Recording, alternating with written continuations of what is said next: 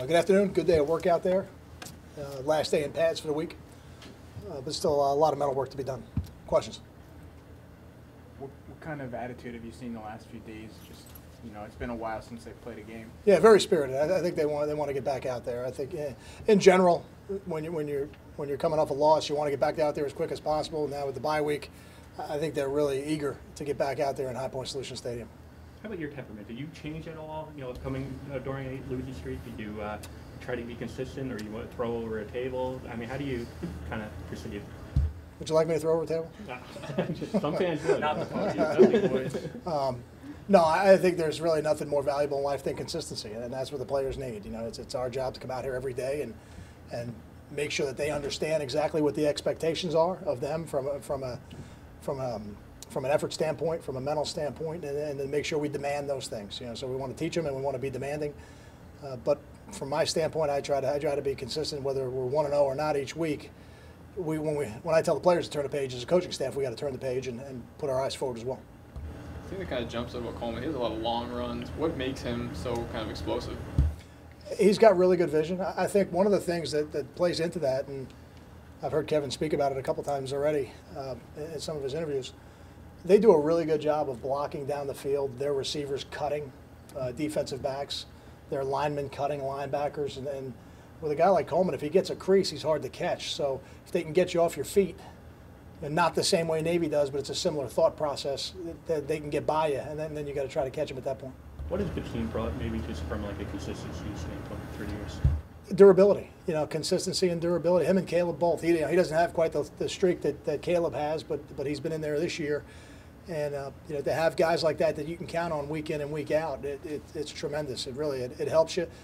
It helps you because you obviously need the guys to play, and you want your experienced players on the field. But when you get you gain all the experience of the 3 and 4 years that they've been out there. When they're out there on Saturday. Same kind of question about Grieve Glash, and how far, I guess, in his year and a half now as a starter, like how far has he come from where he was before that? Yeah, I'm excited about the season Grieve is having. I think he's playing his best football as a senior. It's really what you need to have. Your seniors do.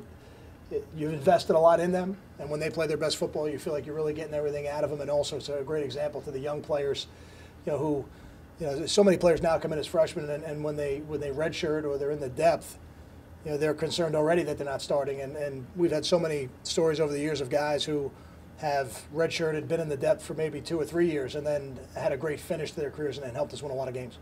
When you play 3-4 running backs, I mean, do you ever worry about rhythm, having one guy, feel like he's... Oh, if I felt like that somebody was in there and they had a good feel for what was going on and they had a chance to dominate the game, I would give them the opportunity. There's always that chance that could happen in a game, even if you are playing multiple guys. But I think it's twofold. That certainly could happen, and there's something to having a fresh back in there who's eager to get his touches, his carries, to play his part in the game plan, as long as they're playing within the system. And that's important that those guys go in there and they let the plays work for them, and at some point their God-given ability will take over, but they can't try to do it all in one run. I know you said in the past you don't necessarily want to rep 4 in a game. Have you ever rep 4 or been a part of the staff that's rep 4? 3 is the most I can ever remember playing in a game. So this will be a first this week. Is Josh kind of back where he was? I mean, 'cause obviously he was just getting up to speed, moves the defense, kind of back where he was. I thought we really felt like his retention was really good. There were certainly some things that we had to go over, but some of the things that were game plan specific we didn't have to go over. As we put a new game plan in. So I think he is.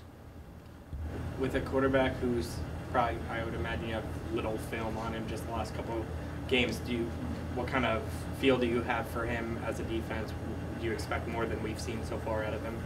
We've got 3 games. I think that's a pretty good body of work, and you can see each game they're giving him a little bit more. So I think they're certainly going to give him things this week now that he's had the 3 games of experience that maybe he didn't have. So there may be some new wrinkles that we'll see in ways where they try to attack our defense, but I think we certainly have enough film on tape to evaluate him and to try to gauge what his strengths and weaknesses are. I'll say this. Thank you. Thanks.